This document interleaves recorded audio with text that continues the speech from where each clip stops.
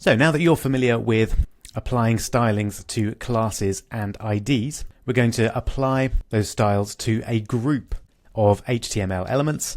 And the usual way to do that is to split them up inside divs. So div is just short for division. And let's say for some reason I wanted to take those first two paragraph tags and split them into a separate div to the rest. I'll try and get my indenting nice. There we go. For now, I'm going to take away my classes for those as well. So you can see in itself the div doesn't do anything. It doesn't apply any classes or make it look any different. But if I apply a class to that div, I might want to give it a class of first section. And notice I've used a dash there, not a space. You should never use spaces in your class or ID names. And in fact, I think I'll make that an ID because there's only going to be one first section. So it makes more sense to give it an ID rather than a class. So then I might want all the text in that first section to be blue. So can you apply that for me? Make all the text in the first section div blue with just a single CSS command. Go for it.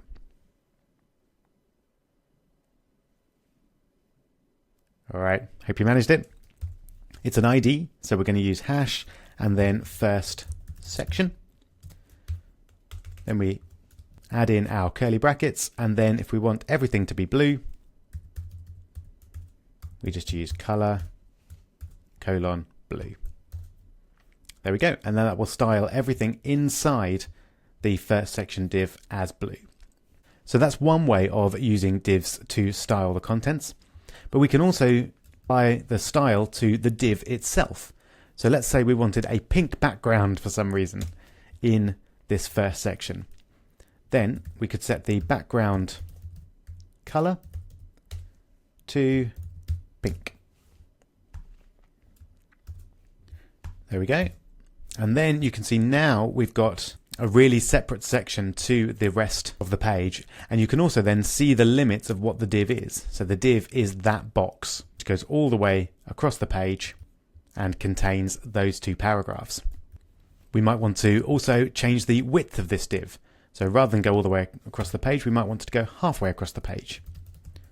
And we do that just using width and 50%. That would take it halfway across the page. There we go. We could also set the width to a certain number of pixels. So if we made it 100 pixels, for example, px, then that would mean that the text would start to go on to multiple lines. And that's more or less all there is to it. We can use divs to apply styles to the contents of the div, but also to the div itself, like this background color. So very quick challenge for you. Can you put a div around the third paragraph tag and the H1 and then give them both a yellow background? Go for it.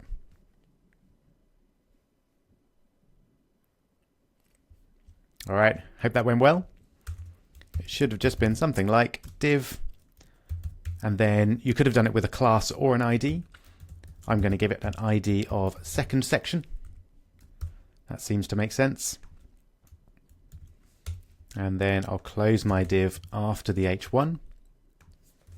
And I hope you did your indenting all nicely. And that's all we need in terms of HTML. So to apply the background, we just use the hash and then second section to select that div. And then we want a background color of yellow.